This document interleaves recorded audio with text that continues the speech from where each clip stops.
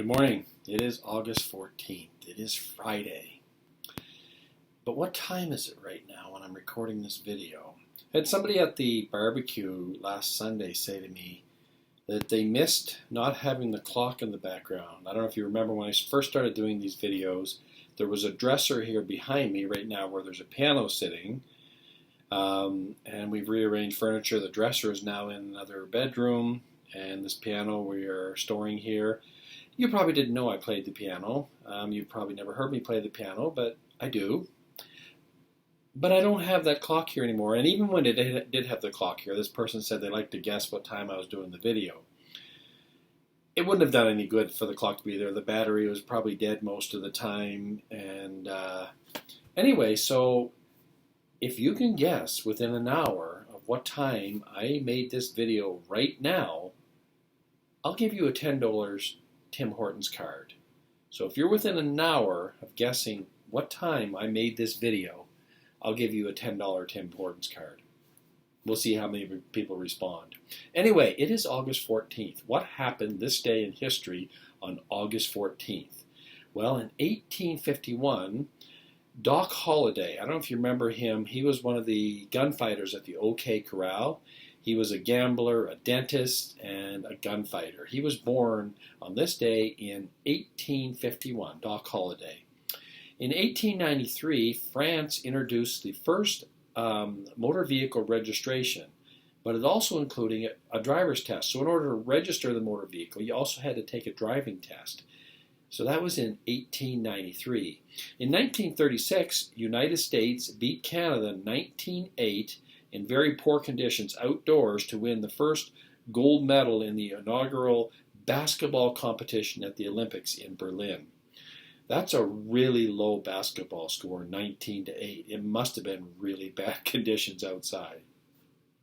In 1945, on this date, Japan surrenders unconditionally to end World War II. In 1958, on August 14th, the Canadian Football League plays its first game. Winnipeg against Edmonton, and Winnipeg won that game 29-21. So for you Bombers fans, the very first CFL game was won by Winnipeg. In 1965, on this date, the Beatles taped their first recorded show for the Ed Sullivan Show. In 1968, the Montreal Expos officially became a member of the National League in baseball. And in 2016, Jamaican sprinter Usain Bolt wins the 100-meter gold medal, becoming the first man in history to win that event 3 times. And that was in Rio de Janeiro, Brazil, is when he won it in 2016.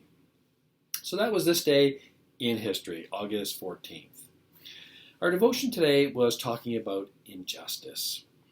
And as I've mentioned to you many times, Laura and I watch a lot of news. And if you watch a lot of news, you'll see there's a lot of injustice happening in our part of the world, in North America, all the time right now.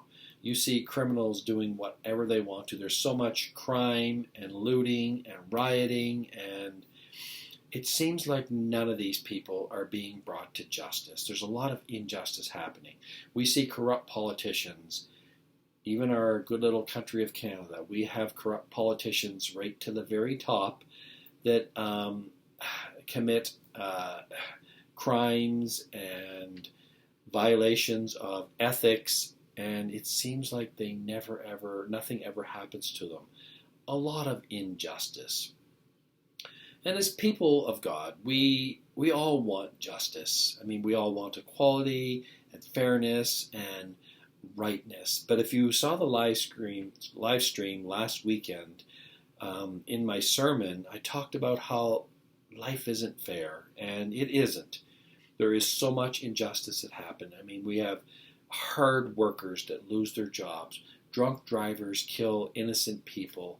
And you get powerful politicians and powerful men that manipulate the system to get what they want. And I mean, there's people being cheated constantly on the internet, and there's all kinds of injustices constantly.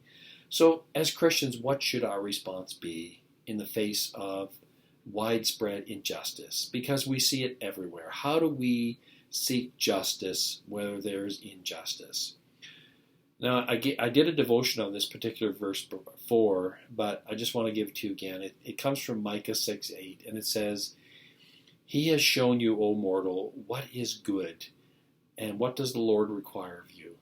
To act justly, to love mercy, and to walk humbly with your God."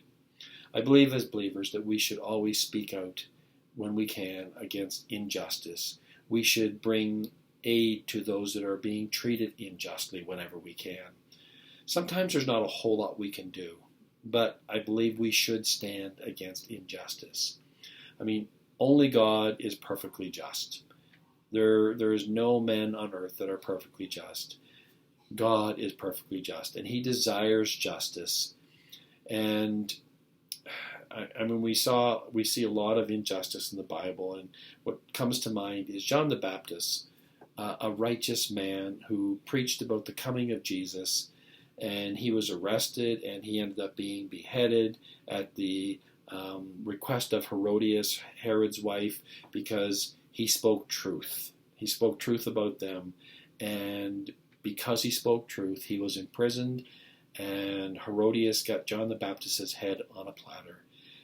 That is supreme injustice.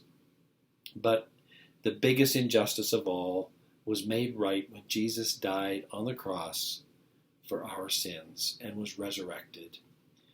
And it doesn't matter how much justice we see in the world, one thing we can be sure of is that all injustices will be made right and just when Jesus returns.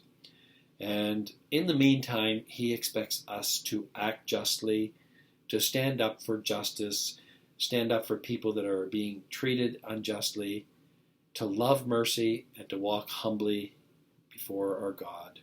That's what He requires of us. Like I said, we will not be able to right the wrongs. We will not be able to right all the injustices. But we are responsible for our little piece of the puzzle. I don't know if that makes sense to you, but just my thoughts. Thanks for listening.